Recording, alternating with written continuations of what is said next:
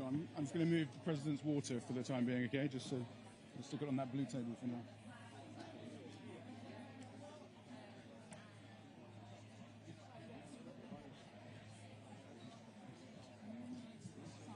So table in the middle? Yeah, so let's get rid of this first. Yeah.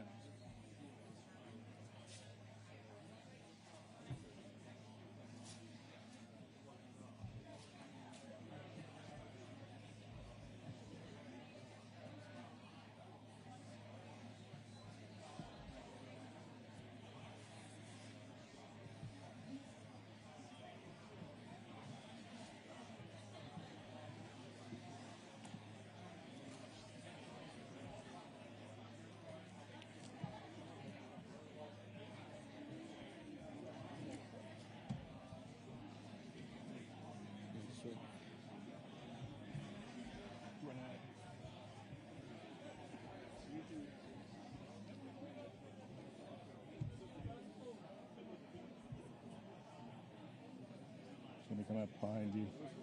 And then you should take these inside of the press conference. Yeah, you just need to get the cables out quick.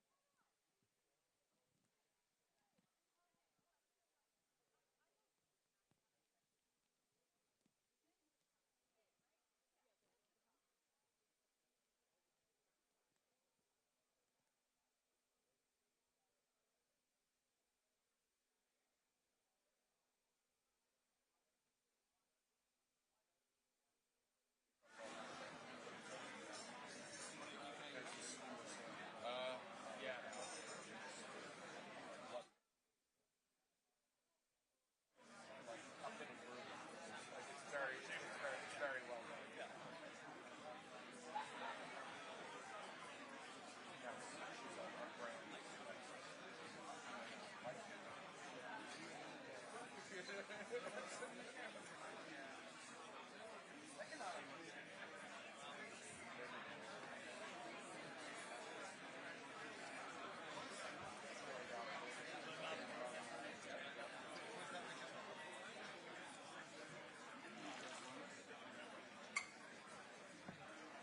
What chairs are we using? Straight one.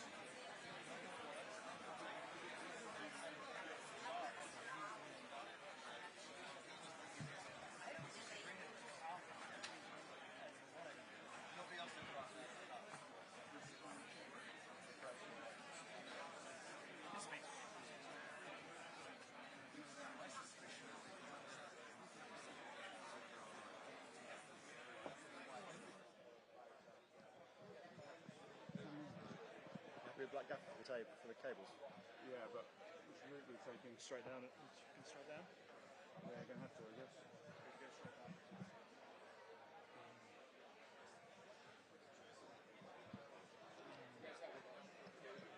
Yeah. Yeah, we'll do that now. Yeah.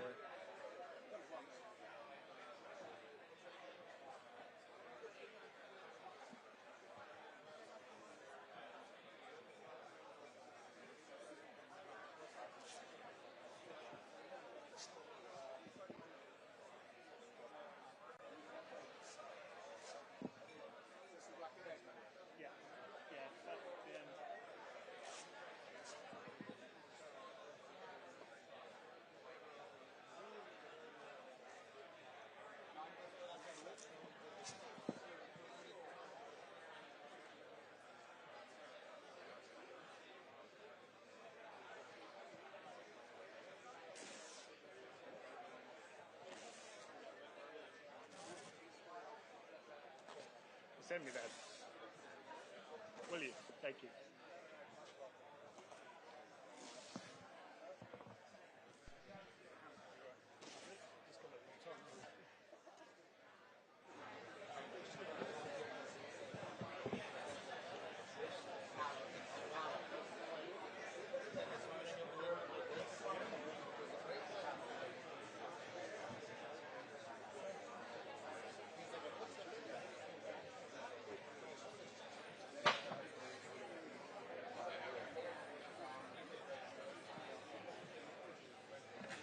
I'm being used by a lot of people right now. No, they've told me to stay. They're moving the chairs. Are they doing a camera check? Yeah, they just want to see how the spacing of the chairs. Gotcha. Sorry. Do you want me to sit with you? Maybe, yeah. Yeah, actually, it might be useful just to get two.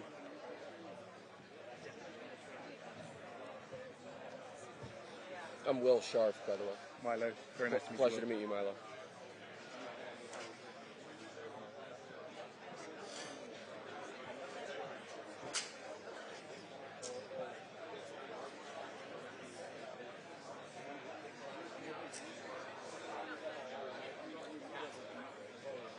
Our pens are a bit different. Bigger and better. The president's quite fond of his Sharpies. Gentlemen, we're just going to pull your chairs back ever so slightly, so I'll try not to just come back to there. Thank you.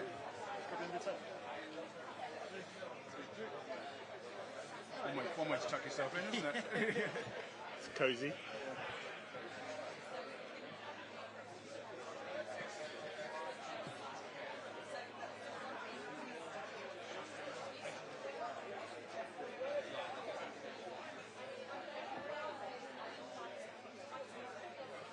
Are you with number 10 or? With the production company that supports number 10. Okay. Yeah. Have you been to Chequers before? I hadn't until a few weeks ago, and now I feel like I live here. It's beautiful. I mean, it's a beautiful property. It's gorgeous, isn't it? Yeah. I don't think you can complain for a weekend house. It's in the country. Well, and the story of it's quite beautiful. It was, the Viscount gifted it to, who had no heirs, gifted it to the government because, previously prime ministers had sort of been upper crust types, and with the democracy, it's just a very nice idea that the prime minister should have a country estate. And gifted as well. Right, yeah. right.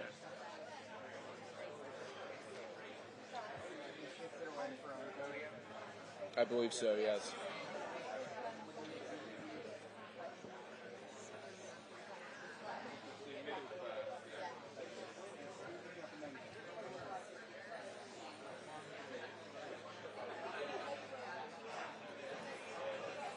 It's all changed.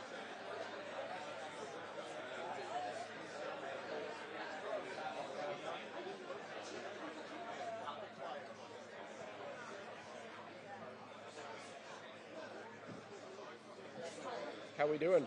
Very well, thank you. How are you? Lovely. Good. Wonderful.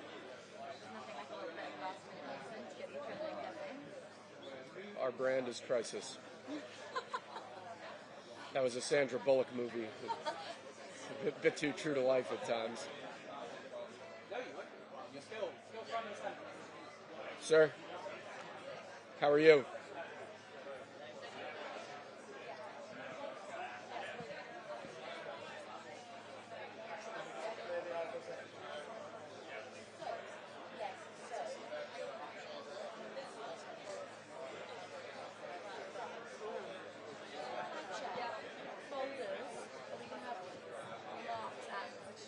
Yeah, the president will have a speech binder as well. In terms of putting down the agreement side, would we be able to, for example, come on and put them down? We could. So that it's like mark those down, come in, have one person from our side. See, that works. I'll just have to talk to lay State them down Protocol. open. Yeah. Thank you. Yeah.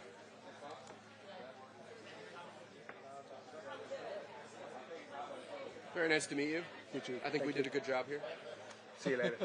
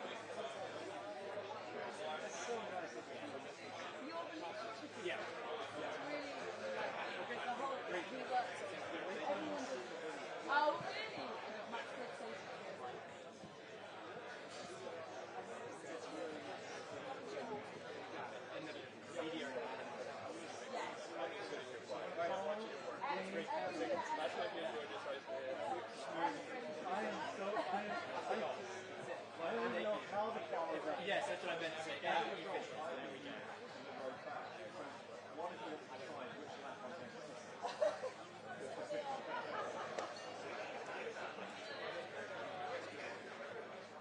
Well, I'll let you write on folks here.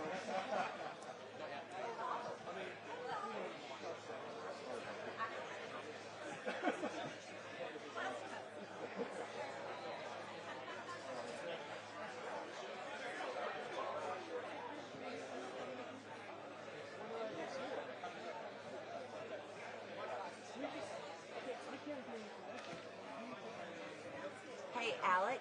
Alex, is that Alex? Could you do a quick sound check for our guys? Yeah, real certainly. quick? Just read them some. Just start talking. Yeah. 1, 2, 3, 4, 5, 6, 7, 8. 1, 2, 3, 4, 5, 6, 7, 8.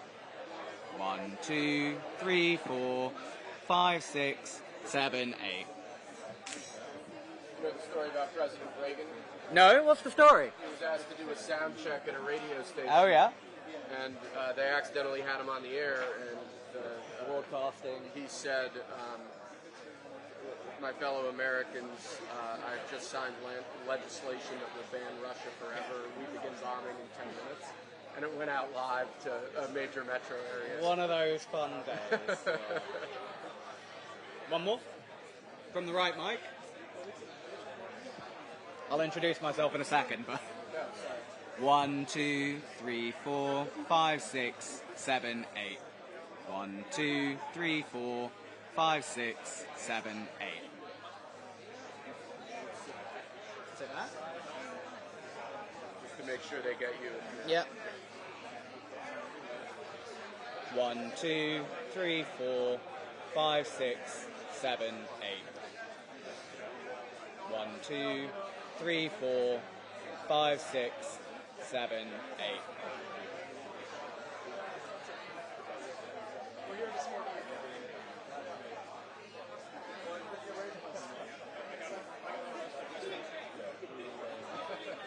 You alright?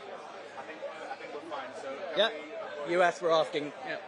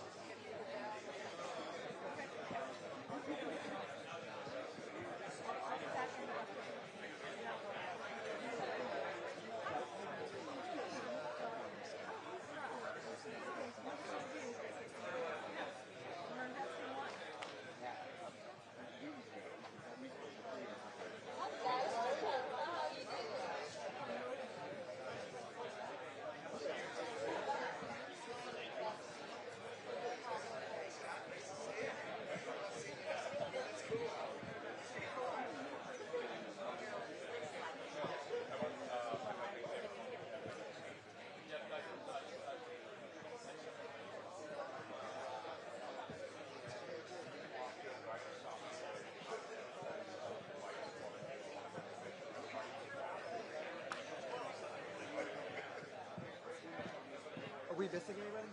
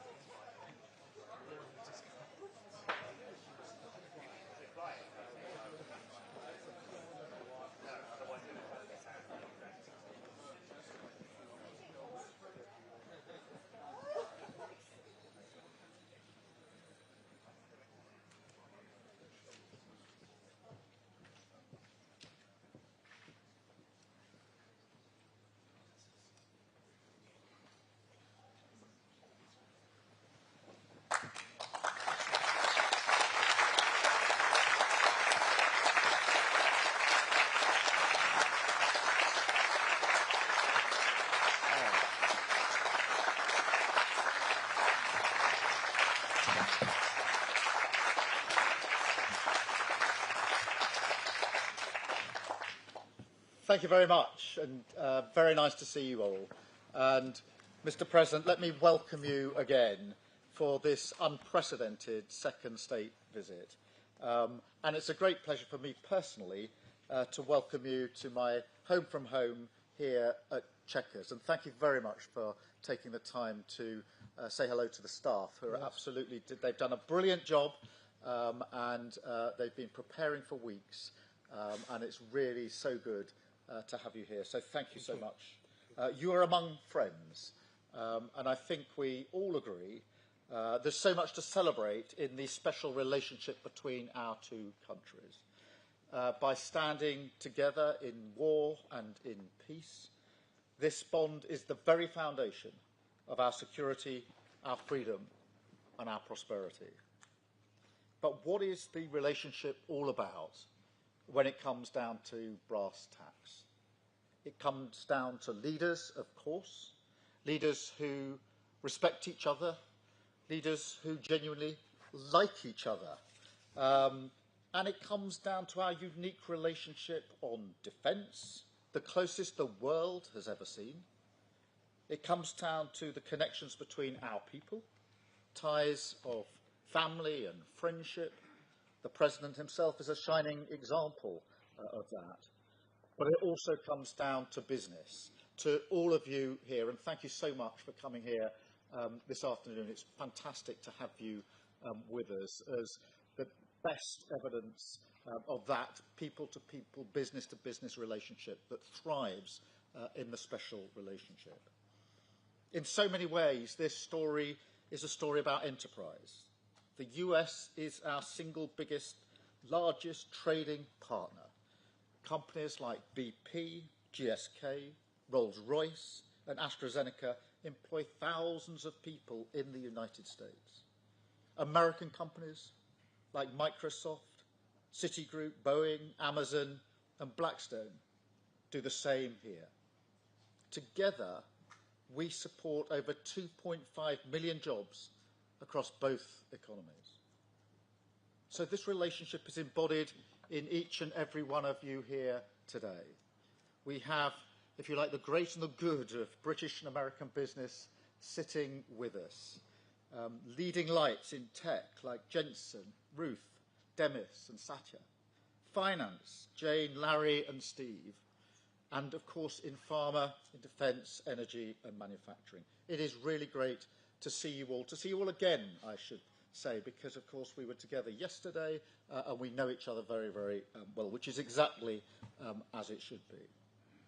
And just look at what we're achieving today together.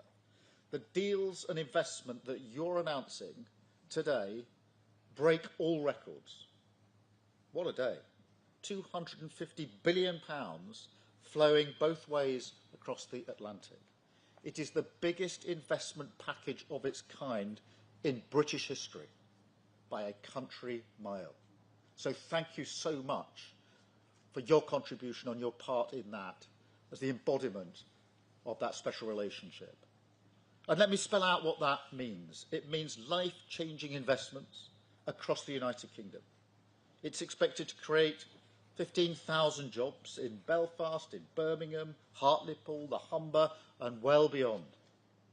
It means thousands of working people will feel and will be better off. And it shows the potency of this partnership. US capital and entrepreneurial spirit combined with British ideas and ingenuity. The UK is one of the world's largest economies. Maybe not quite on the scale of the United States, I concede, but my word, we punch above our weight. And we lead the world in expertise on quantum, on AI, life sciences, financial services and more. We have the only trillion-dollar tech sector in the West, outside of the US, again, I caveat. We have the best investment, the best universities, the most Nobel Prizes, and we have Demis here, outside the US. That's what we bring to the table, and we are proud of it. That's why we both benefit from this incredible relationship. Look at the economic prosperity deal that we struck back in May. It was the first trade deal that the President made. And yes, it was the best deal as well. We have the lowest tariffs in the world in vital sectors, and that is some achievement. It was a tough negotiation, but we did it for a reason, because it's a win for both sides, and because we knew that by working together, we could deliver more for working people. We could help the businesses here today to thrive and help you create good, well-paid jobs in communities up and down our country. And ultimately, that is the test of the special relationship. How much it delivers for honest, hard-working people to make them safer and better off. We've already taken a big steps forward, and we're going further today, much further. In a moment, the President and I will sign our groundbreaking new technology partnership, the Tech Prosperity Deal.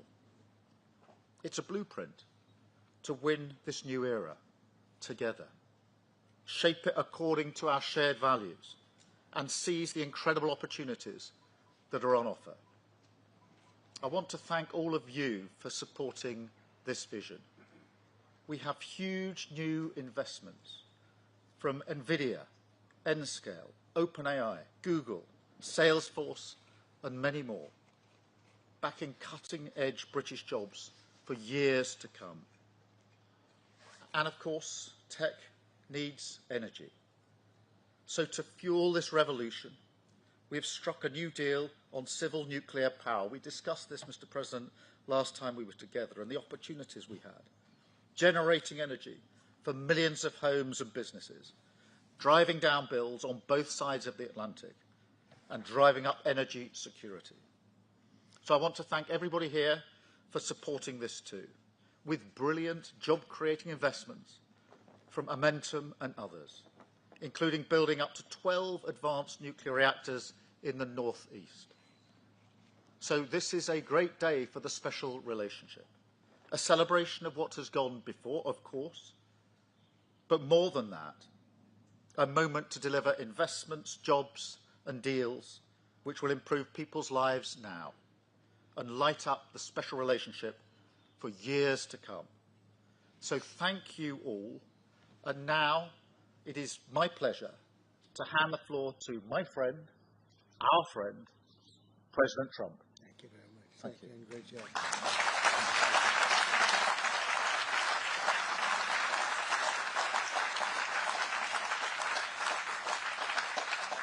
Well, this is a very distinguished group. I can tell you that's what I do for a living. It was before politics. I would have to deal with you, and you are the best. You're the best in the world, and you're here. And it's an honor to have all of these great leaders. Really an honor. But I'm sincerely grateful to Prime Minister Starmer and Lady Starmer for welcoming us to this very special home, this beautiful place. And I was here a number of years ago, but somehow today it looks even better, even more beautiful, and even more historic. Melania and I are forever thankful to His Majesty King Charles III and Her Majesty Queen Camilla. We had a fantastic evening last night. But the exquisite honor of a second official state visit, the first ever, it's the first time it's ever been done, was, really was an honor. Such great history, and to think it's a first. It's always nice to have a first. But the ties between our countries are priceless, and it's really an inheritance. It's a beautiful inheritance. Today we're making those ties closer than ever before. We've done some things that financially are great for both countries, and we work together, and it keeps us together, and I think it's an unbreakable bond we have, regardless of what we're doing today. I think it's unbreakable.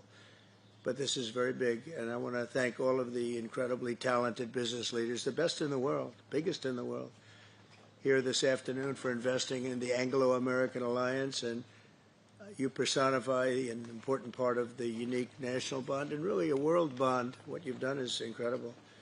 Our two countries do a great deal of business together. $340 billion last year was the number. In May, the United Kingdom became the first country to make a trade deal with the United States during my second term, and we sort of wanted to make it the first because the bond is so strong and the relationship so long. That agreement will create billions of dollars in opportunities for American farmers to sell their products into the UK, reduce barriers to trade, and give the U.S. manufacturers better access to the UK's world-class aerospace supply chain, which is really is world-class. A lot of people don't understand it, the importance of that particular asset that you have. It's a beautiful job you've done. There's no more natural partnership in the world. Together, we're building up the industrial capacity of both of our countries, which is crucial to our defense.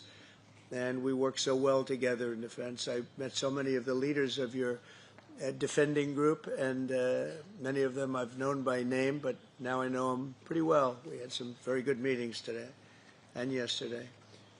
So we're taking the next logical step with a historic agreement on science and technology partnerships, and this will create new government, academic, and private sector cooperation in areas such as AI, which is taking over the world. I'm looking at you guys. You're taking over the world, Jensen. I don't know what you're doing here. I hope you're right. All I can say is we both hope you're right. But it's pretty amazing. Quantum computing, fusion, 6G, and civil nuclear energy, and align our nations through the approach of centered deregulation and innovation. And we're going to have a lot of deregulation and a tremendous amount of innovation. It's just happening. But this new accord is already helping spur a massive wave of private sector deals worth over $350 billion alone, headlined by a $136 billion from Blackstone. That's very nice. Steve, thank you. That's why you have that location, I think. It's considered the best seat of the year. Yours is pretty good, too, Jensen. That's good. That's great, Steve. You know what you're doing better than anybody. American company X Energy and British company Centrica has been announcing, and really for a long while they've been talking about this deal, the deployment of modular nuclear reactors across the UK, all across the UK. It's been in the wind for a couple of years, and now we're getting it done, generating more than $50 billion in economic value, creating up to 2,500 jobs, and powering 1.5 million homes. That's a lot of homes. 7 decades after British genius Alan Turing pioneered the field, this agreement will also help America and our British allies dominate the future of artificial intelligence. You need the energy. You have to have the energy. That's one thing I learned very quickly. They need a lot of electricity. In the United States, you need double what we have right now just to maintain that fight. We're right now, and I want to say, leading China and the world by a lot in AI, a lot. And we're creating tremendous amounts of energy and letting you create your own electricity in many, many cases. And we're giving you very rapid approvals. We're getting them approvals like they've never seen before. They used to wait 15 and 20 years to be rejected. Now they wait 2 weeks or 3 weeks to be accepted. That's a pretty big difference. And at the same time, we always have the environment in mind, but we move them along. But we're committed to ensuring that you have secure and reliable sources of American AI and quantum technology. We intend to always be the UK's strongest, closest, and most trusted business partner. Very important to us. The relationship is very important. 1 year ago, our country was in serious trouble. The King of Saudi Arabia, great gentleman, you all know him. He said, "Sir, your country was dead 1 year ago, and now you have the hottest country anywhere in the world," and it's true. We'll have more than $17 trillion invested in our country this year, 17 trillion, which is many, many times what we had last year, and we're only in our just about almost 9th month, it's moving along quickly. It's amazing. I was saying we're in our 3rd month, our 4th month, our 5th month, but we're at, it's going to be over $17 trillion. No country has ever had anything like that, even close. GDP last quarter was 3.3%. Despite all of the things we're doing, one of the things we're doing, which I'm very proud of, is the border. We now have a totally closed border, totally secure for 3 months. 0 people came into our country, bad people. And they come in, but they have to come in legally. We have a great process going. And inflation is virtually non-existent. As you know, we're taking in trillions of dollars from tariffs, and they've been so incredible for our country, so incredible. We're keeping our companies happy. We're keeping them solid and sane, and they're very, very thrilled at what's happened. They can't even believe it. And we've never seen investment like this. Without the tariffs, we would have just a fraction of that. And we're really the only one that can do tariffs. Nobody else is able to do them. With us, it works because people have to be there. But we've slashed 30-year-old regulations. And as you know, in my first term, we had a very successful first term. We had the greatest economy in the history of our country. And we had the biggest regulation cut in the history of our country. And now we're doing it again. We're slashing them at a level that is even beyond what we did in the first term. The first term, we did more regulation cutting by 4 times at any other time that any other country has done or that we've done. And we think we're going to exceed that this time. And we'll have regulation, but it'll be sane regulation. It'll be regulation that allows you to compete and do your thing, or regulations that you're able to get around and do things and you no longer have that regulation. But we slashed regulations at a level that's never been done before, and we're doing it at the same level right now. I recently signed the largest tax cuts in our country's history, and the bill includes a 100% expensing for investments in equipment and factories. Nobody's ever seen anything like that, and it lasts for a 10-year period, so it's going to be there for a while. But the countries and companies are coming into our country for the expensing aspect of the bill. It was in I call it the big, beautiful bill, the great, big, beautiful bill. We got so much, the largest bill ever passed in the history of our country. In fact, so big that we really don't have to pass too much anymore. We can just do this for 4 years, implement. You know, I like to implement because the bills are wonderful, but you have to implement. But the expensing is going to be the reason, I think, that bigger than anything else, when you have 1 year expensing, you can write everything off in the first year, including structure. So you didn't even have that in the first bill. I think it was the biggest factor in the first bill why it led to such growth, and this is actually a better form of expensing, and it's actually more significant. So today America is strong. Our economy is, I think, potentially the strongest it's ever been. We'll see very soon those big places that are being built all over the country. Car companies are moving in. AI is moving in. Everybody's coming in. They all want to be here. The drug companies are coming back. They all want to be there. They sort of have to be there, but they want to be there. But with this agreement, our cherished friendship with the United Kingdom is getting stronger and stronger. And again, I want to thank the Prime Minister. He worked very hard on this and getting this deal done. This is long in the making. They've been talking about it for a long time, and we got it done. And it's a real honor to be with you, and thank you very much. Thank you.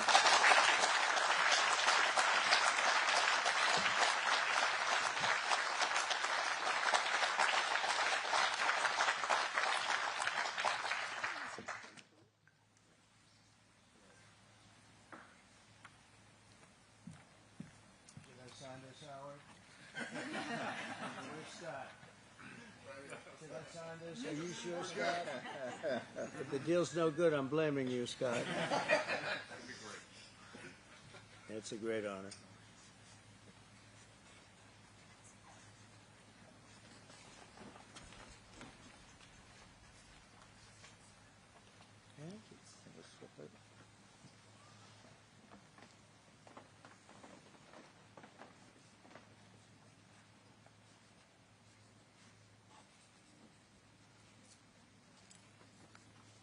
Okay, hold that up. Yeah.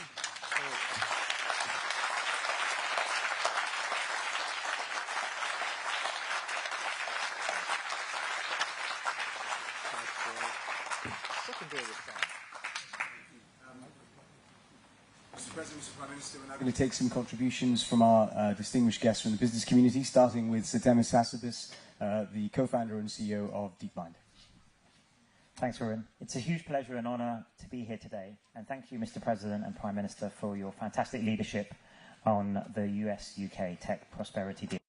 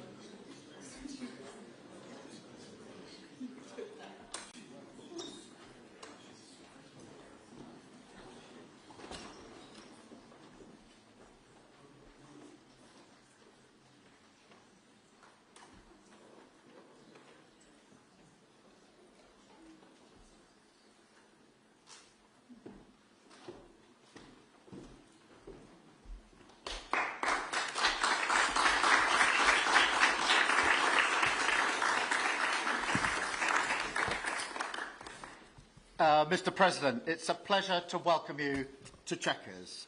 This historic second state visit is a moment to celebrate the unique bond between our two countries. But today we've gone far beyond that. We've renewed the special relationship for a new era. The United Kingdom and the United States stand together today as first partners on defence, first partners in trade, with the groundbreaking deal we struck in May, and now with the new agreement that we've just signed this afternoon. We're confirming our status as the first partners in science and technology, ready to define this century together, just as we did the last. This tech partnership has the power to change lives.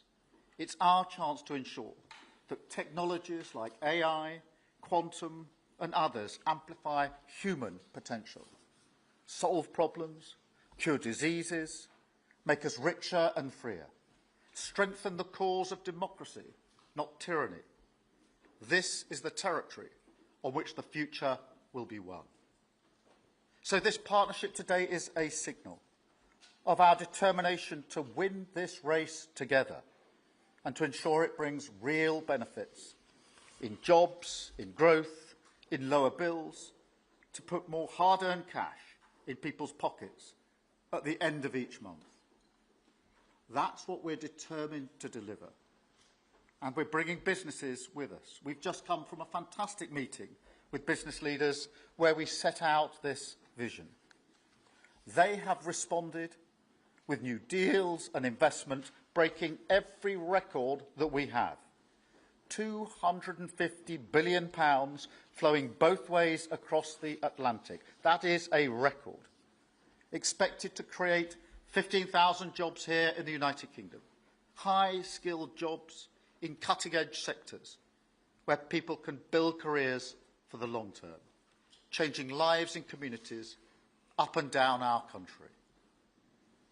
And look, while we shape this bond for a new era, the fundamentals have not changed. Security remains the cornerstone of this special relationship. We have the deepest, most advanced defence relationship in the world. Our warriors train together and they fight together. Our industries build together, everything from fast jets to the new AUKUS-class submarines.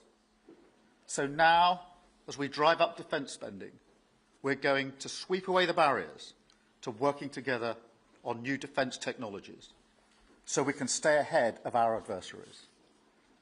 We're united in defence and security. Yes, absolutely. But we're also united in the pursuit of peace. We are working together to end the humanitarian catastrophe in the Middle East, get the aid in, free the hostages, and ultimately bring Israel and the region back towards a comprehensive plan which can deliver peace and security for Israelis and Palestinians alike. We're also working together to end the killing in Ukraine. In recent days, Putin has shown his true face, mounting the biggest attacks since the invasion began, with yet more bloodshed, yet more innocents killed, and unprecedented violations of NATO airspace. These are not the actions of someone who wants peace. So we've discussed today how we can build our defences further, support Ukraine, and decisively increase the pressure on Putin to get him to agree a peace deal that will last. And President Trump, you have led the way here, and we will continue to stand and work together for security and for peace. Mr. President, next year we'll celebrate the 250th anniversary of the United States. We've come on a long journey together since 1776. But it's no exaggeration to say that the partnership our two nations have built has shaped the world from the beaches of Normandy to the founding of NATO, to the creation of technologies that have revolutionised our lives. Time and time again, it is British and American men and women side by side, changing the path of history and turning it towards our values, towards freedom, democracy, and the rule of law. In Britain, we take huge pride in that. And let's be clear, this relationship is not just about history, it's about the future. It's about the benefits it delivers now and for decades to come, to make our people safer and better off. We've shown today that we're delivering those benefits, improving people's lives. So we will go into that anniversary year more optimistic than ever and more confident than ever about our two great nations and what they can achieve side by side. Thank you. And it is now my pleasure to give the floor to Mr. President. Thank you. Thank you very much, very much. Prime Minister Starmer, Melania and I are tremendously thankful for the wonderful hospitality that you and Lady Starmer have extended today at Chequers. Quite the place, I must say, quite the place. And we're grateful beyond words for the spectacular honor of the state visit yesterday at Windsor Castle, hosted by His Majesty King Charles III and Her Majesty Queen Camilla. These are two fantastic people. We will never forget it. As I said last night, the bond between our countries is like no other anywhere in the world. The United States and the United Kingdom have done more good on this planet than any two nations in human history. That is thanks in large part to the traditions of British liberty, which grew up on these isles, these beautiful, magnificent isles, and were carried by our ancestors to the New World. We're forever joined, and we are forever friends, and we will always be friends. This enduring connection is why I was thrilled that the United Kingdom was the very first country with which we made a historic trade deal, and a very good trade deal. He's a tough negotiator. I think it was a better deal for you than us, but these are minor details. It's a very good deal for both of us. He's a great negotiator. We will extend our unparalleled security alliance into the realm of economic security for the first time, and I look forward to finalizing it very soon. We'll have it done very quickly. We have also just signed a historic technology prosperity deal, one of a kind, to ensure our countries lead the next great technological revolution side by side. In fact, we just left the business leaders, the biggest in the world. Some are in this room right now. And that was quite a meeting we had on business and trade and technology. This trip has galvanized $350 billion in deals across many sectors, and we're committed to ensuring that the UK has a secure and reliable supply of the best AI hardware and software on Earth. And we supply that, and we'll make sure we supply it in quantity to the UK. We also are joining forces on quantum computing and nuclear power, a natural partnership for close allies. The United States, as you probably have heard, is doing better than it has ever done in terms of business and investment. The stock market has hit a new high, as you know, and that's for many, many days out of our fairly short 8 months.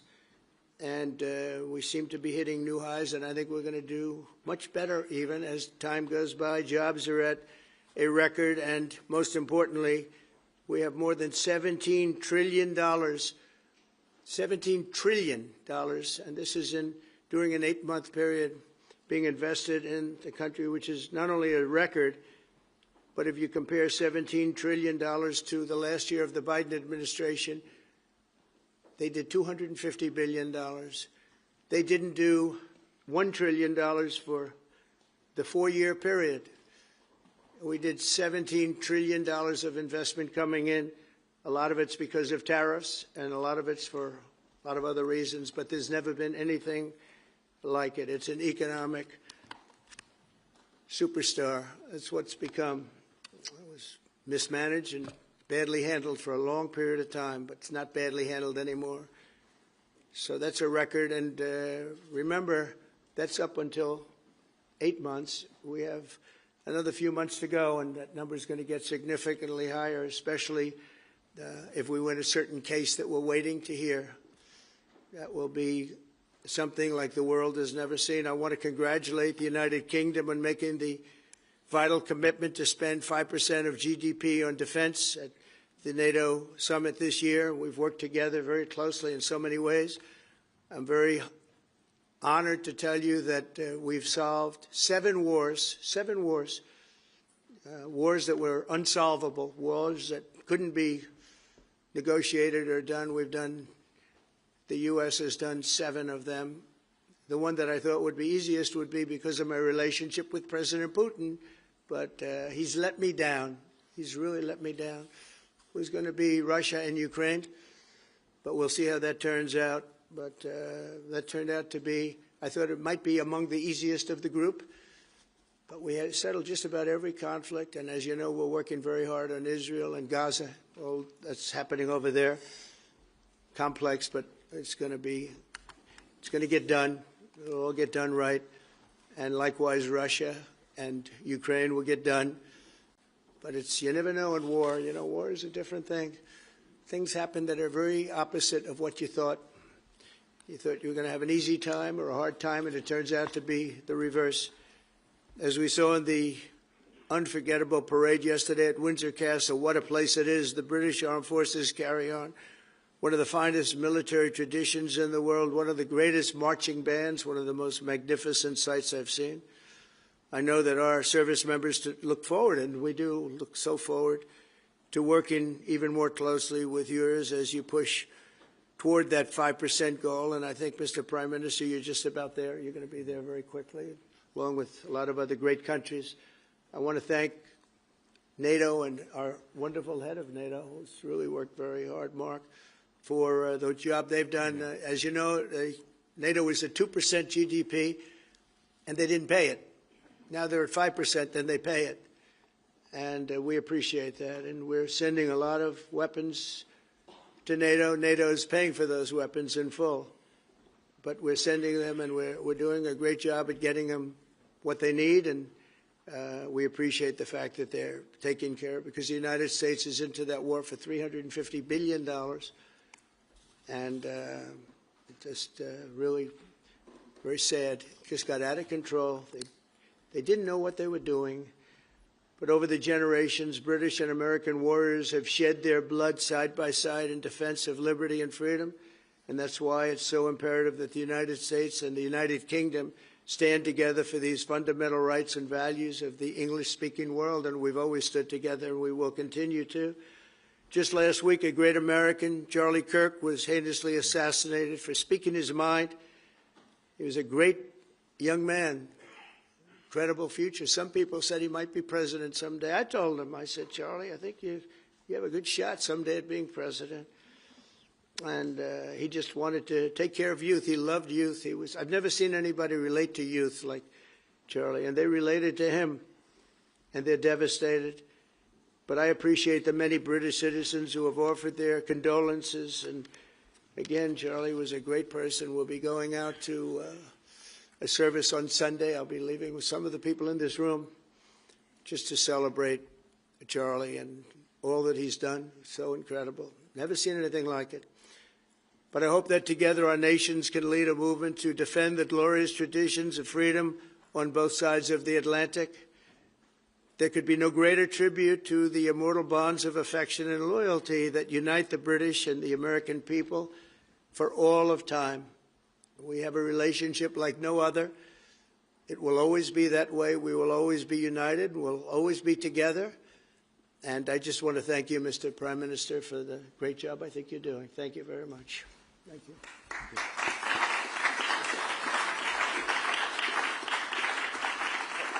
Thank you very much, Mr. President. We're going to take some questions. I'll call 2 or 3 to start with, and then I'll pass over to the President.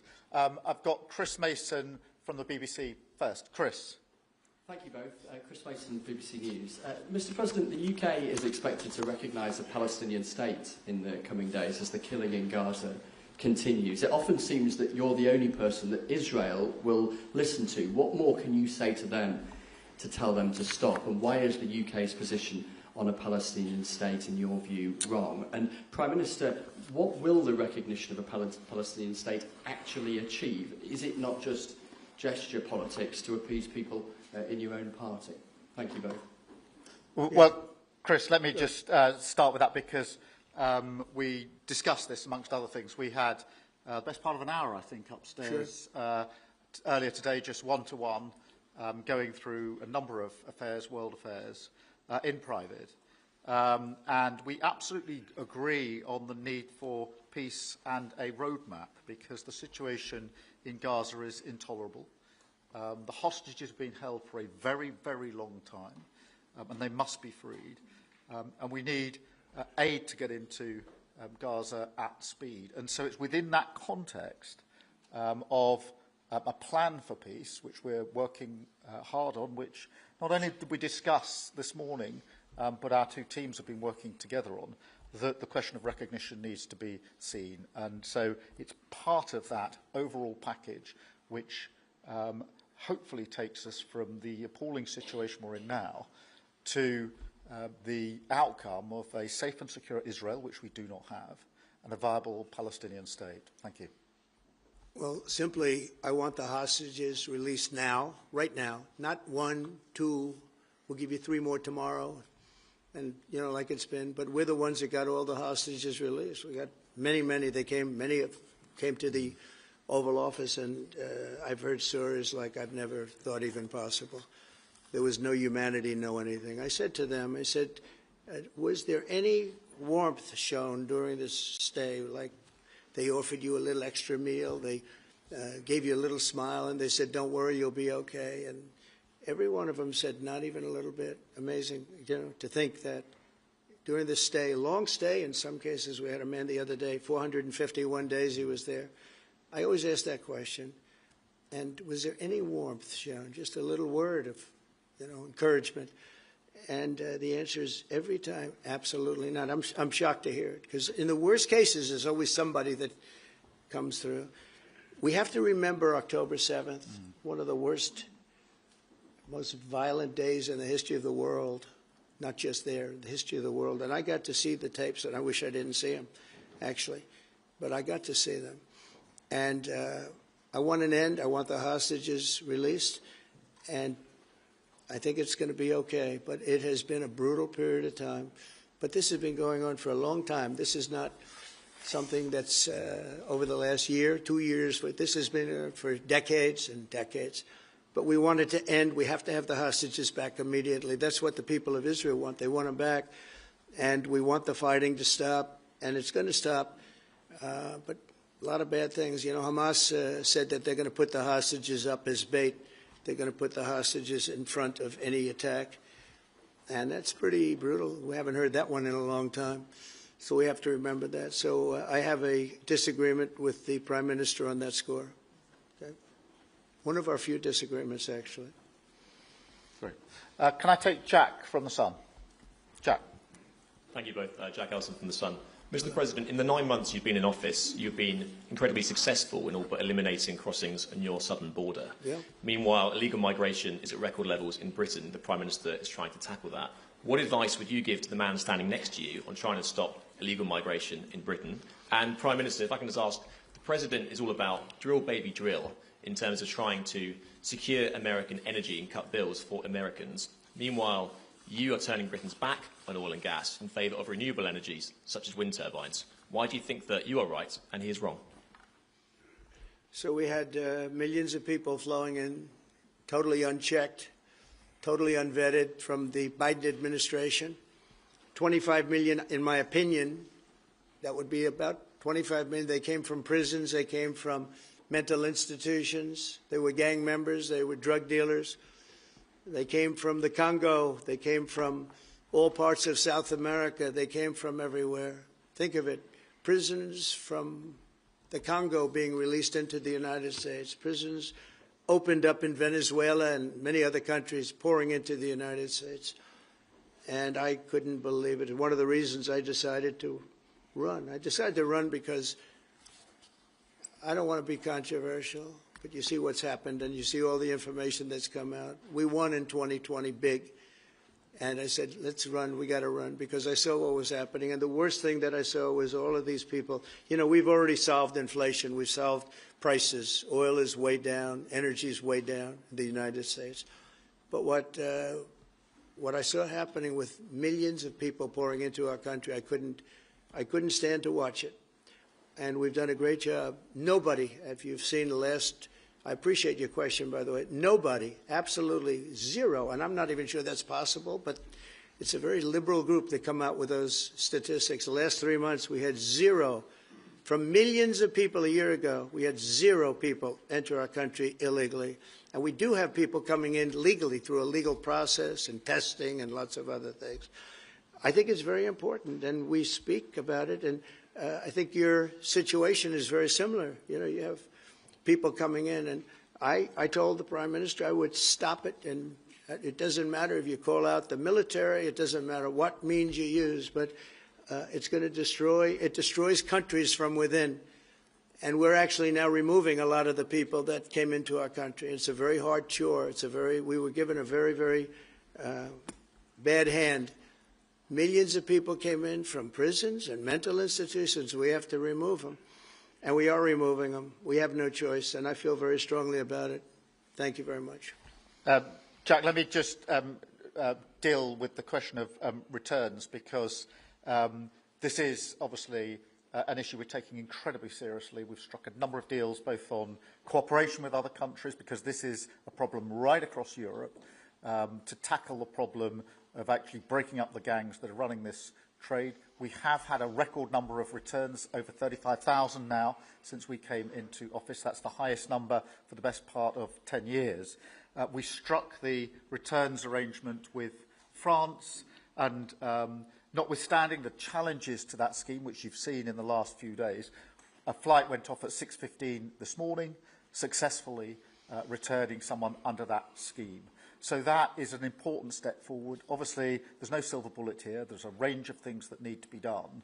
But given the challenges of returning people, it is important that we're able to prove it can be done. It was done. It was done early this morning.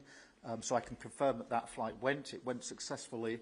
And I'm pleased about that. Now we need to ramp that up at scale, which was always envisaged under the scheme. But it's very important that we have been able to prove that the proof of concept, if you like, that this can be done, and will continue in that way.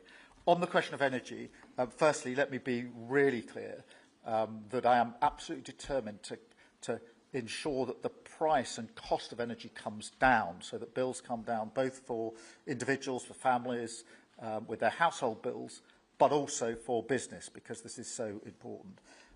The mix will include oil and gas for many years to come from the North Sea. We've been clear about that for some time, but we also need to mix that with renewables, and it's the mix that's really important. And the approach I've taken on this is the same approach that I take to many other things, a pragmatic approach. Thank you, Jack. I would like to say that we inherited the worst inflation in the history of our country. We had inflation, the likes of which we've really never seen. They say 48 years, and I'll accept that, but I really don't. We had the worst inflation in the history of our country, and we had a expression that I used a lot, drill, baby, drill, and as you know, we brought fuel way down, the prices way down, and we don't do wind because wind is a disaster. It's a very expensive joke, frankly, and we got our energy prices way down. That brought the inflation way down, and now we have very little inflation, and we have a very, very strong economy. So that was very important, drill, baby, drill. And you have a great asset here, and we spoke about it. It's called the North Sea. The North Sea oil is phenomenal, and I hope, because I love this country, you know. My mother was born in Scotland, and the Hebrides, Stornoway, that's Syria, Scotland. We were talking about it. And I want this country to do well. And you have great assets that you're going to start using, I believe, under this Prime Minister. Thank you. And I've got Matthew from The Economist. Matthew. Thank you, Prime Minister. Mr. President, you say that President Putin has let you down. Have negotiations run out of road, and what are your next steps to compel an end to this war? Well, he has let me down. I mean, he's killing many people, and he's losing more people than he's killing. I mean, frankly, the Russian soldiers are being killed at a higher rate than the Ukrainian soldiers. But, yeah, he said, let me down. I don't like to see. It's death. You know, it doesn't affect the United States. We have, other than unless you end up in a world war over this thing, you could.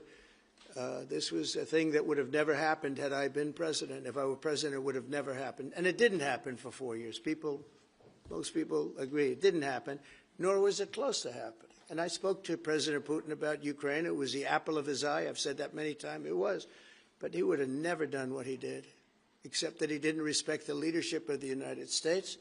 They just went through the Afghanistan total disaster for no reason whatsoever. We're going to leave Afghanistan, but we're going to leave it with strength and dignity. And we're going to keep Bagram, the big air base, one of the biggest air bases in the world. We gave it to them for nothing. We're trying to get it back, by the way. Okay, that could be a little breaking news. We're trying to get it back because they need things from us. We want that base back. But one of the reasons we want the base is, as you know, it's an hour away from where China makes its nuclear weapons. So a lot of things are happening, but I am very disappointed in the fact that that one's not settled. To think that we settled Azerbaijan and Albania as an example, it was going on for years. It was never going to be settled. If you remember, the Prime Minister and the presidents, they were there for many years. They said, when they were in my office, we settled. And they started off at both sides of the Oval Office, so far away. I didn't know you could be so far away. And as we were together for an hour, they kept getting closer, closer. And by the time we finished, we all hugged each other. And one said, I've been in this position for 22 years, and all I've done is kill their people. The other was there for 7 years, and all he did was kill their people. And we got it settled. And we did others, as you know. The Congo, we settled the Congo with Rwanda.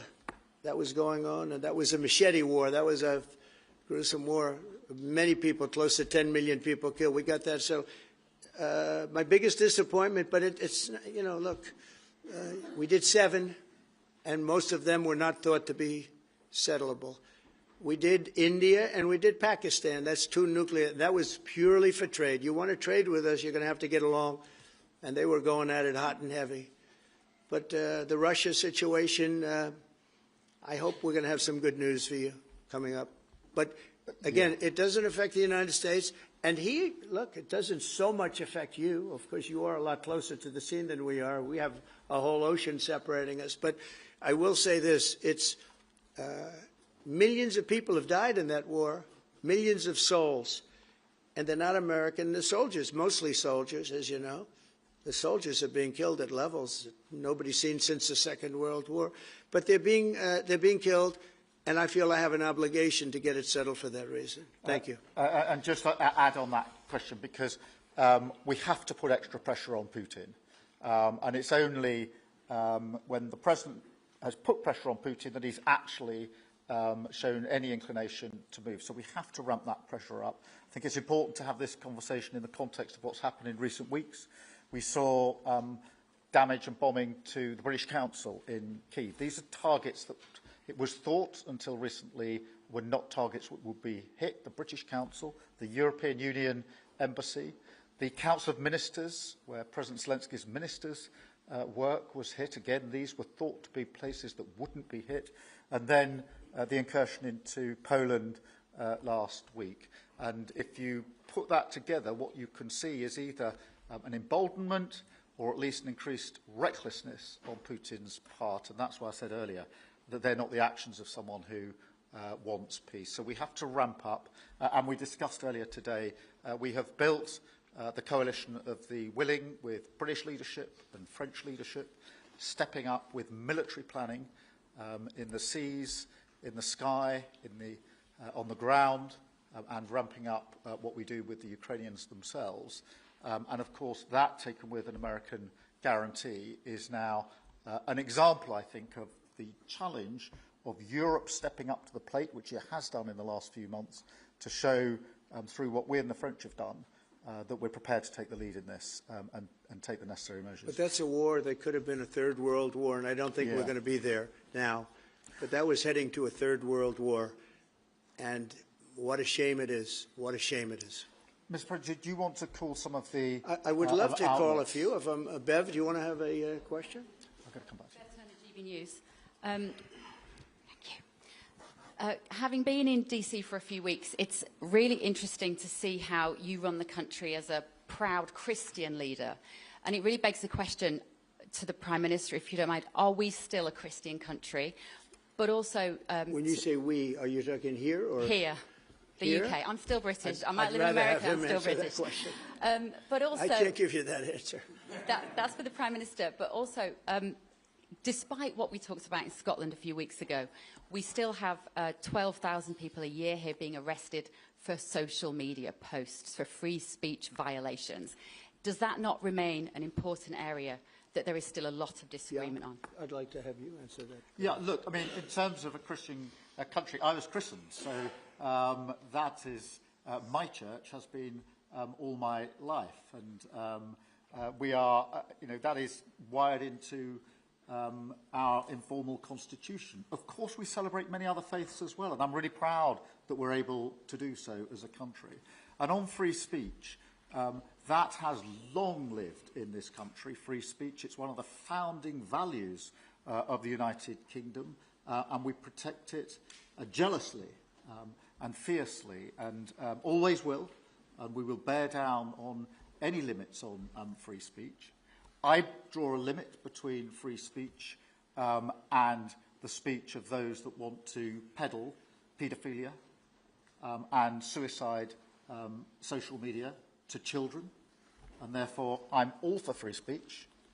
I'm also for protecting children from things that will harm them, paedophiles, those that peddle suicide, which has had a terrible consequence for individual, particularly teenagers.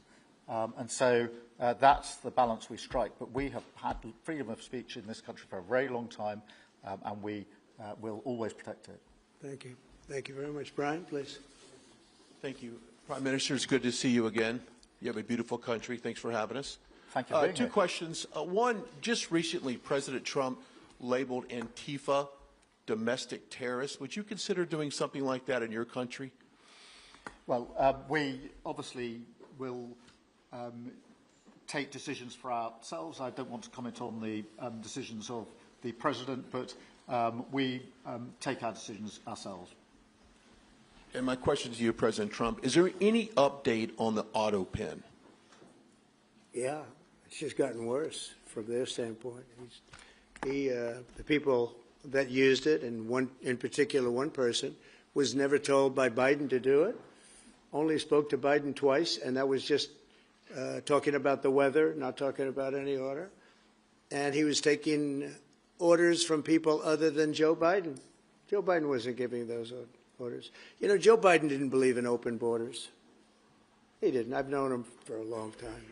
He was never the brightest bulb in the ceiling, as we know. You can go back 40 years ago and you'll see that. Go back and take a look at the hearings on Justice Thomas, and you'll see that very much. But he didn't believe in open borders and all of this nonsense that they're peddling now, which is why they're not in office any longer. It's a shame. The auto pen was illegal. It was illegally used. He never gave the orders. He never told them what to do. And I guess the only one he signed, or one of the few he signed, was the pardon for his son. But you had the congressman who, when they got the information, they found out they were guilty, and they deleted and destroyed all information, everything. You couldn't get any of it. They found out that Nancy Pelosi actually was offered the 10,000 soldiers, and she turned them down. They found out many things that were very bad. So they deleted and destroyed all information. You talk about freedom of the press and freedom of speech. How about that one? And there's not a thing. This is after a year and a half of hearings. They destroyed everything. And somebody's got to be held responsible. So Biden, what he did is they knew, I don't think he knew, but somebody knew. I don't think Biden had a clue about anything, if you want to know the truth. But they gave a pardon to those congresspeople. They gave a pardon. Those people are so guilty. They gave a pardon. But Biden didn't know about it. The people, whether it's Lisa or any of those people in there that really ran it, I know them all. And they're sick people. They're smart people. They're very smart. They're probably brilliant, but they're sick in ideology. And they were running the auto pen. And it was totally illegal what he did. And I hope it's going to be so adjudged. Do you want to take one more, and then I'll Okay. go back to British? Let's see. Peter, go ahead. Thank you, President Trump. In the deal that you're working on for the Chinese to sell TikTok to an American buyer, are the Americans going to have to come up with their own algorithm, or are they going to continue to use the successful but addictive Chinese algorithm? So what we're doing, and we're speaking to President Xi on Friday to see if we can finalize something on TikTok, because there is tremendous value, and I hate to give away value, but I like TikTok. It helped get me elected. In fact, Charlie said, "Sir, you ought to get on TikTok. You'd be great." I said, "Really? Tell me about TikTok." And we, as you know, we did unbelievably well with youth, like at a level that no Republican has ever even dreamt of. And in what, look, I think we won it for a lot of reasons, but that was a reason we won the election by such a big number. TikTok has tremendous value. The United States has that value in its hand because we're the ones that have to approve it. I specifically get the right to approve it. The people that are investing it are among the greatest investors in the world, the biggest, the richest, and they'll do a great job. And we're doing it in conjunction with China. But we are getting, the United States is getting a tremendous fee plus, I call it a fee plus, for just making the deal. And I don't want to throw that out the window. I can say this, that you'll have a lot of very unhappy youth. And I use TikTok very legitimately, very straight, just statements every day, little statements, short statements. "Sir, make it short, please." And TikTok Jack, we call him. It was pretty good. Did a good job for me, I guess. But no, I'd rather reap the benefits. I mean, the kind of money we're talking about is very substantial, and it'll be owned by all American investors and, the best investors and the, very rich people and companies are going to be owning it. Very, very straight, very legitimate companies, and really companies that love America. So they're going to be owning it. It's a big thing.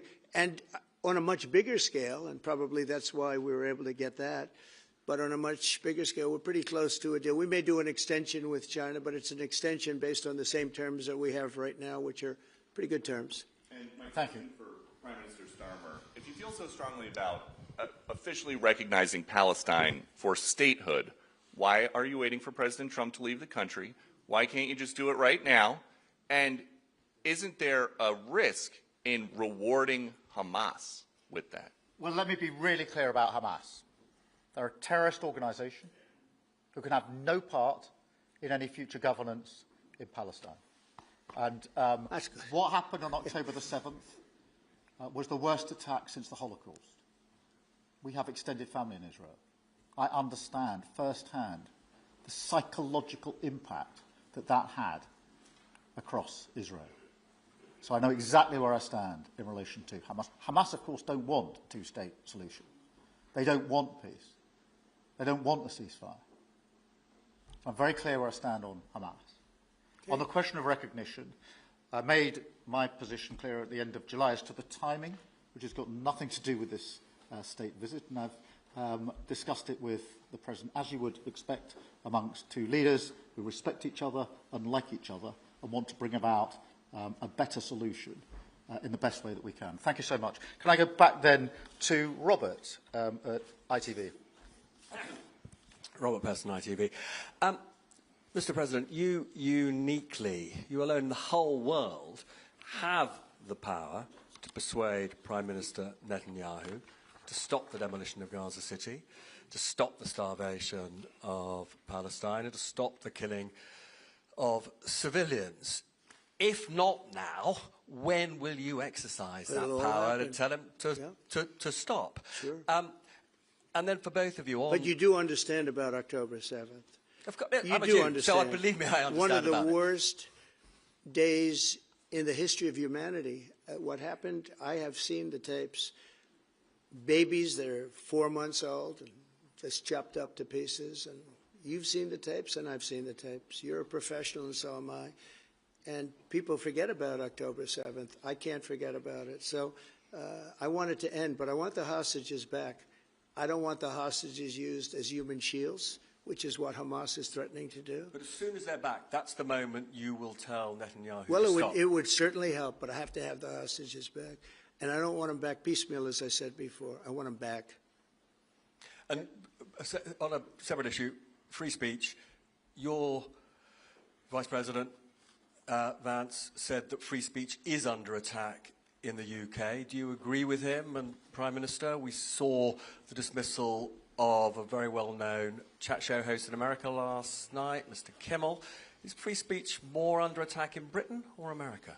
Well, Jimmy Kimmel was fired because he had bad ratings more than anything else, and he said a horrible thing about a great gentleman known as Charlie Kirk. And Jimmy Kimmel is not a talented person. He had very bad ratings, and they should have fired him a long time ago. So, you know, you can call that free speech or not.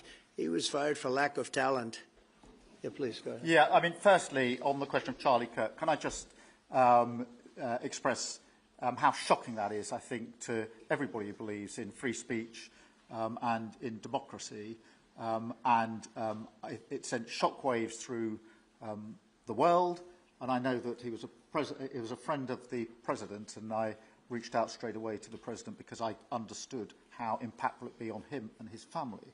And we all need to be absolutely clear about that. Whatever our political views, it is shocking and is to be condemned. On free speech, not much to add to the answer I gave earlier. This country's had free speech for a very, very long time. It is part of who we are as a country, and it is the values that we fought for. We fought for it during the Second World War alongside each other. So we need no reminding of the importance of free speech in this country. Thank you, Robert. And I go to Beth for the final question, please. Beth. Thank you so much. Sky. Thank you, Beth Rigby, Sky News. Thank you, Prime Minister. If I could start with you. Prime Minister, President Trump has said he's ready to impose major sanctions on Russia if NATO countries stop purchasing Russian oil. He's got a point, hasn't he? Is that what you now believe is needed to bring Putin properly to the table? And what's your message to the President on US sanctions? And Mr. President, if I may, the King praised your personal commitment last night to finding solutions to the world's most intractable conflicts. You have invested much of your time and effort in Ukraine. But even as you seek to broker a deal, President Putin is escalating the war. He's firing drones into NATO airspace. You say he has let you down. Was it a mistake to invite him to Alaska? Do you regret it? No. And is it time to squeeze him, sir, and scare him and impose sanctions? And finally, if I may, the elephant in the room, Lord Mandelson, he is no longer the ambassador. Do you have some sympathy with him that he lost his job over historic links to Jeffrey Epstein? Thank you very much, sir. I don't know him, actually. I had heard that, and I think maybe the Prime Minister would be better speaking of that. That was a choice that he made, and I don't know. What is your answer to that? Well, I mean, it's very straightforward. Some information came to light last week which wasn't available when he was appointed, and I made a decision about it, and that's very clear. On the question of the pressure on Putin and on Russia, which is obviously really important, look, I think it is a challenge to Europe. There are a number of European countries which are too reliant on energy from Russia. The UK actually obviously has almost got nothing at all, but we do need to bear down and work with our European counterparts here. There are one or two countries, I think, that do need to look again at the question of energy. There's no one silver bullet here. We do have to have a wider suite of sanctions, which we've put in place a number of times, working across Europe and with the United States. And, of course, we must, and we are, making sure that Ukraine is in the strongest position now, because one of my long concerns here has been that whilst we talk about a ceasefire, and we all want a ceasefire, and we talk about what might happen after a ceasefire, we mustn't forget that Ukraine needs our support now, and we've said we stand with Ukraine from the start to the finish, and that means we must continue to supply them with what they need in order to fight this war, which, of course, resulted from and is a result of Russian aggression. We have particularly done the sort of leadership role in the coalition of the willing, so that if there is a ceasefire and if there is a deal, and I do hope there is, that is then lasting and not then broken, because given previous history, I don't trust Putin. Thank you. Very simply, if the price of oil comes down, Putin's going to drop out. He's going to have no choice. He's going to drop out of that war. And when I found out that the European nations were buying oil from Russia, and as you know, I'm very close to India. I'm very close to the Prime Minister of India. I spoke to him the other day, wished him a happy birthday. We have a very good relationship. He put out a beautiful statement, too. We have, but I said, you know, I sanctioned them. China is paying a very large tariff right now to the United States. But I'm willing to do other things, but not when the people that I'm fighting for are buying oil from Russia. If the oil price comes down, very simply, Russia will settle. And the oil price is way down. You know, we got it way down. We're drilling and we produce more oil than anybody else in the world. We're doing a lot. But I was disappointed to see that. And the Prime Minister was disappointed to see that. And it wasn't him. It was other countries. And you can't do that. You can't do that. You can't. That's not playing fair with the United States. And we can't have that. Thank you. Thank you very much indeed. Thank you. Thank you. Thank you. Thank you.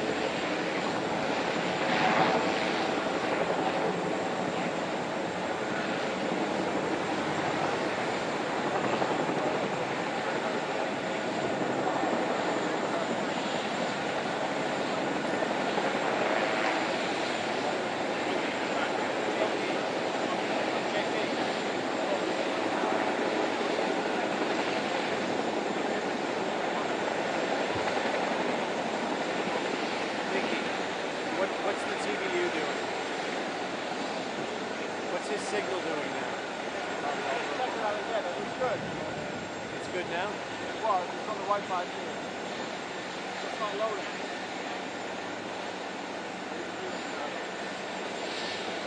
Look at the player. I had to sit down. I couldn't stand anymore.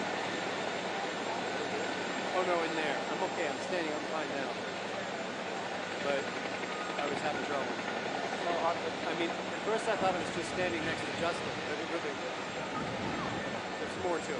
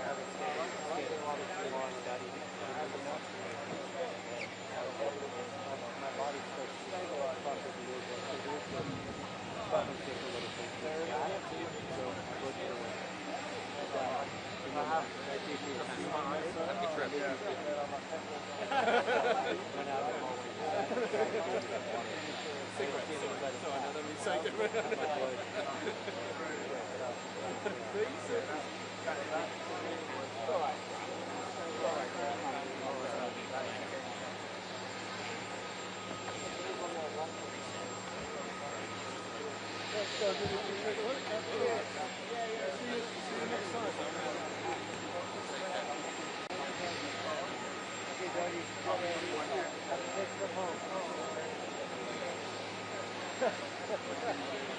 By amazing, you mean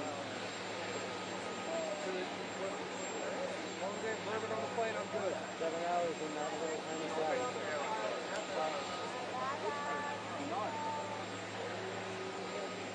Bye, Paul.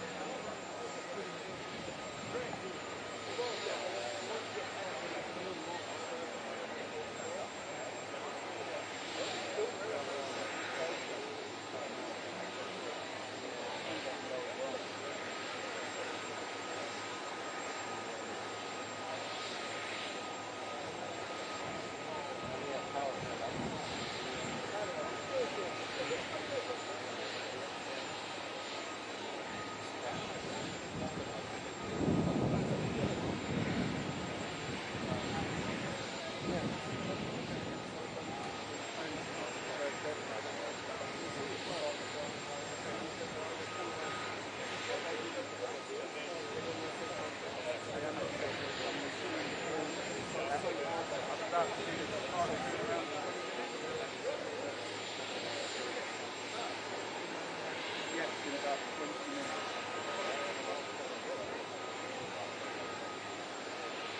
Death row. Yeah. You guys, so you guys see everything work out for you? My team take care of it? Yeah, they did. Everything was great. Other departments were doing it. See that online? Buchanan in there, Ross Dulles, either refused to one ticket. Well, they took the only thing, another ticket. And he cut away a shot. Screenshot of the center. This guy looks completely unhappy. You're not going to want to win.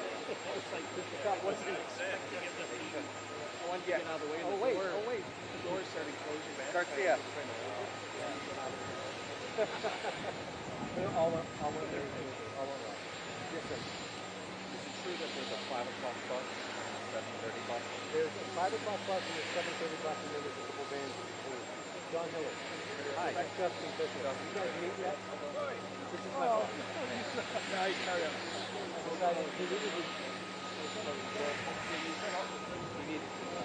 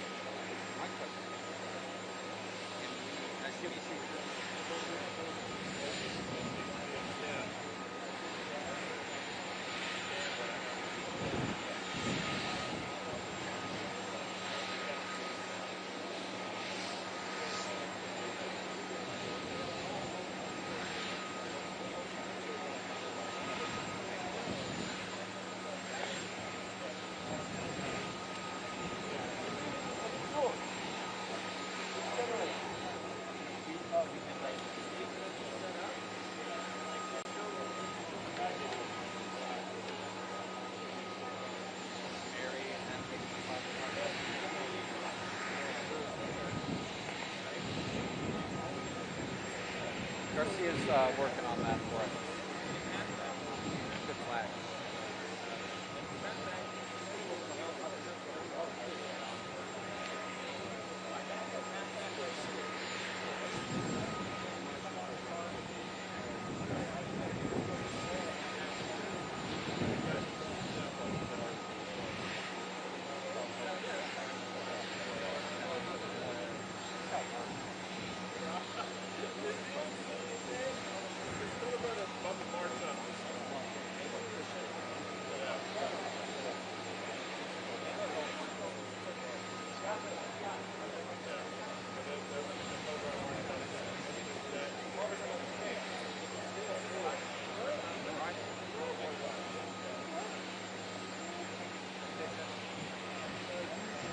Come on, like I'm so fast. I knew.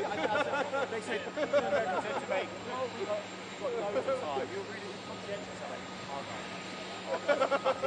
I see that right there. I am quite. You actually seen it?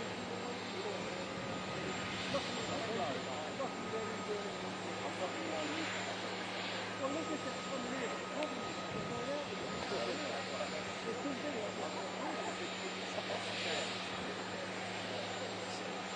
Guys, they're tracking the first bus will go at 5:45. So depending upon what time Pizza wheels up, we just have to gather our shit to go.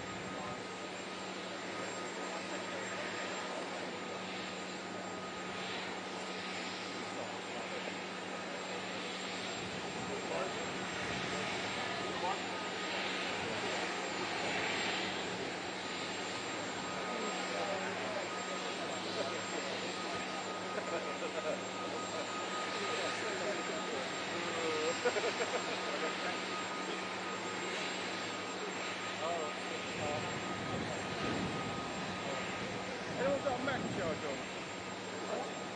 Charge it from back, right here. No, I can't be able to go back. There's power at the back. I can't find the battery for the bloody dish. Yeah, I left mine there. I can't. That's good. Yeah, but I can't find the battery now. Battery's in that room now. Oh well. I'll just have to go back and do that. I'll let it chill. I'll just have to go play. It's not a great guy, yeah. It's not a big hole like that.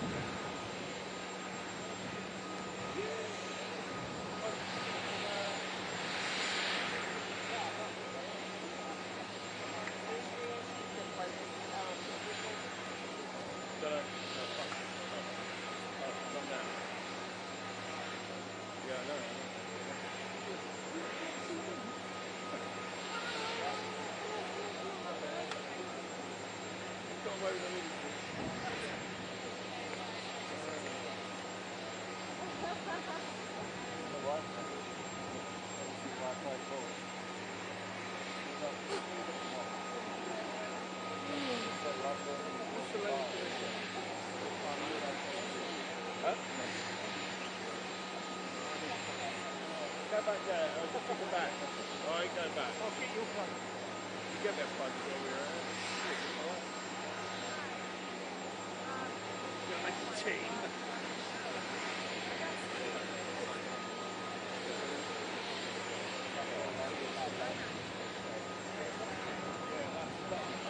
Not too much that coffee sometimes.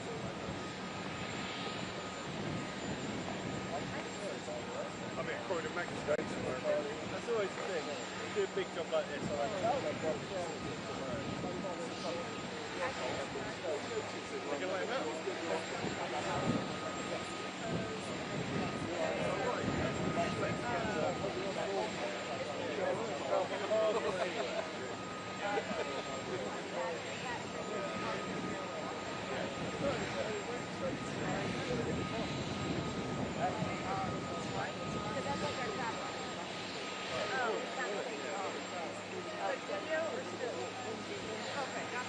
Yeah, all the travel Once they're loaded? Okay. So this is it. Correct. I'm going to be on I'm guessing I don't know. One of those.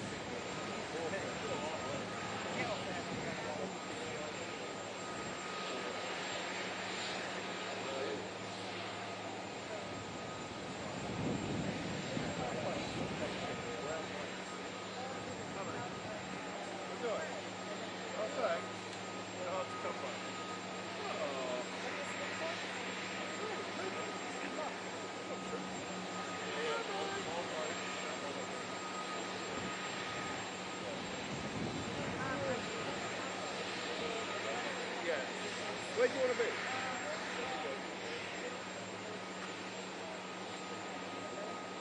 What's you,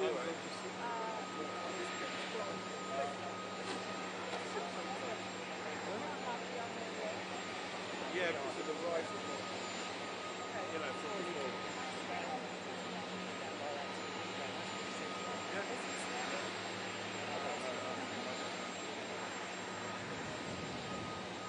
Hello, fine sir. I'm running out a little bit late. I know I went under positions. What are you looking like? No. I'm just trying to make sure. I'll be back here. Okay. Oh. So is there somebody standing? Oh, We're right gonna here. have a lot of space. We're just sitting down. Okay. Well, this is like the easiest trip I've had with press. Like, we're good. No, this has been so amazingly nice. I mean, even from our other state visit we did, so much calmer, everybody's so nice. Our last state visit, it was not like this with the press. It was Which like... was the last one you were on? I don't know, when did we do it? 2018? Oh, the one here you did. Okay, got it. But it was, I'm not talking about Chequers, I just mean overall. Maybe too cool. You are cool. You're very cool. Cool. That's what we are. You're very good. It's a piece of rubbish that he wants to get rid of. As long as we haven't No idea. Yeah. I promise you, it happens. I'm not doing it. Right. I just don't want to scrap it.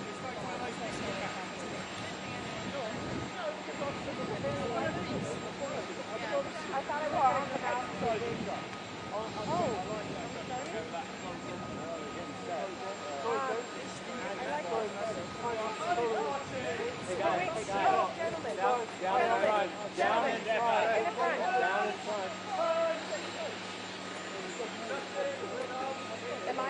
I'm good? Come back? Am I low enough? Yes.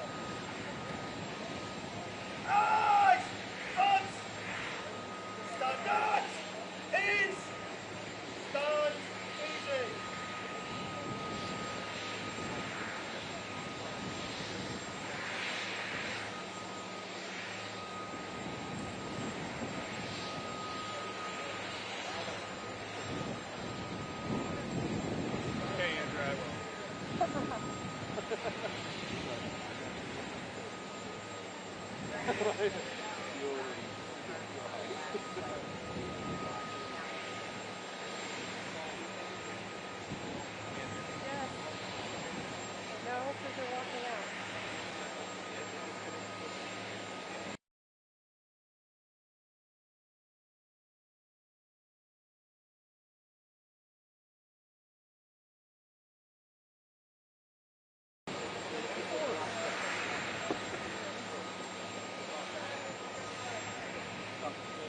They're wrapping up on last question on the interview side, guys. Wrapping up. Last question.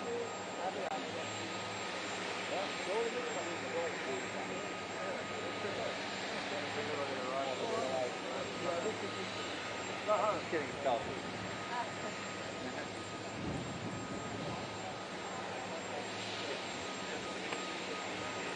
Can't. Too hideous.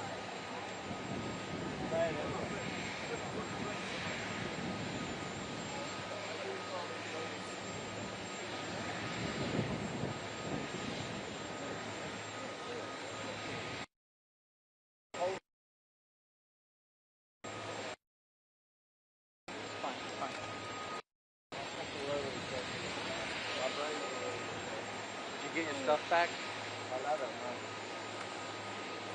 Might be a goner. It was broken.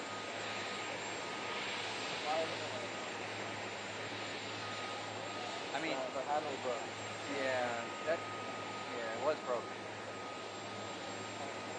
You know how many clips that has? How many stops it's been on? Never gone. Well, I never really use it in this one. Normally it's that one that sprays.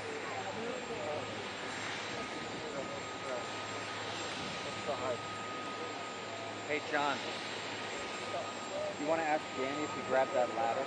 Don't worry about it. I'll buy another one. In the business center. business event. We left a ladder. A stool. Foldable stool. I'll ask Freddie if that's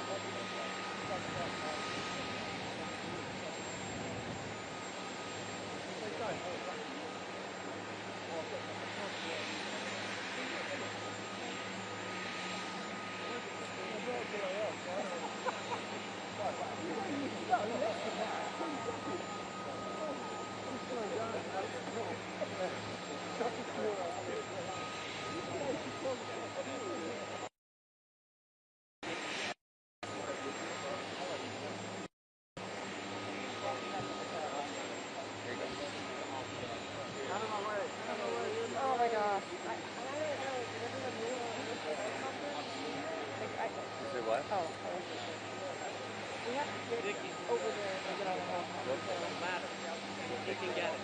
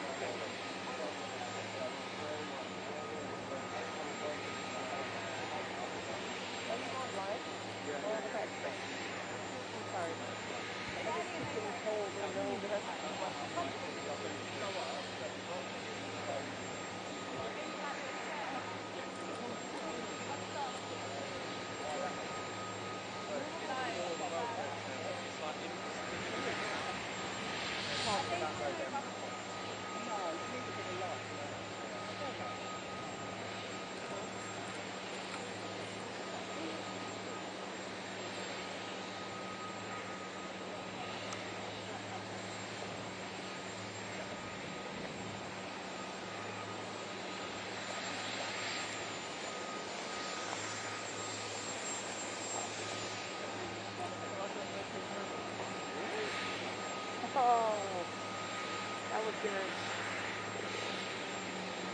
Hey, Alex, are we on number 3? I know. Around. I got it. I've already had that. I think left 2, Adrian. Yeah, but he doesn't care about this video. Daniel said he's too tired to do it. They were actually trying to find a spot in the manual, so I don't know if it's like that. So then you can say, Or maybe he is, and that's why we designed it.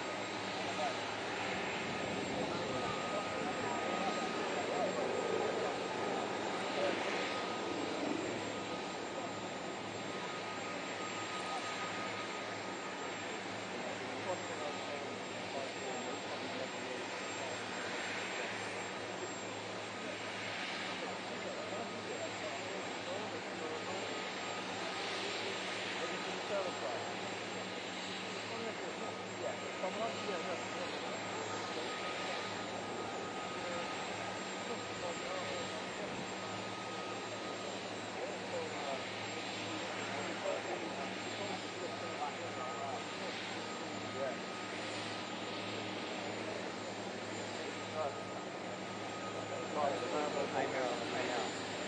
That's a big.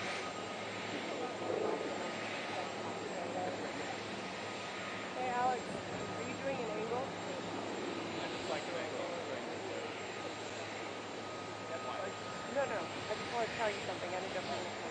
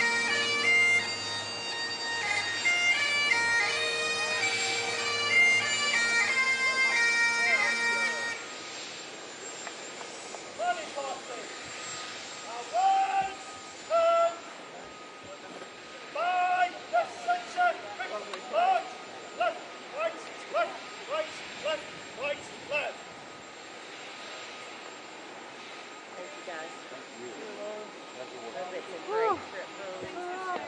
Easy. John, thank you for everything. Always good to be with you.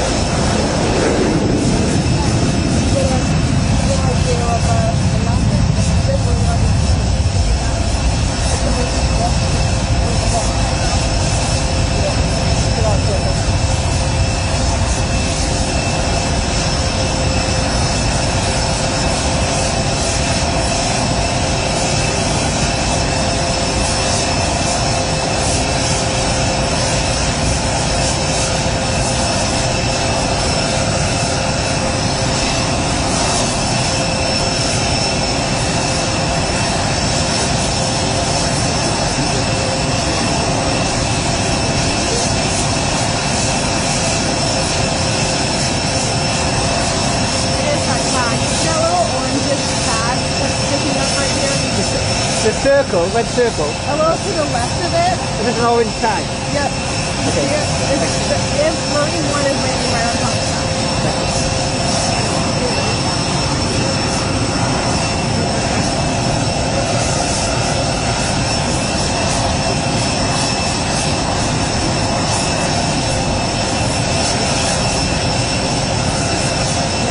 It's going to come that way.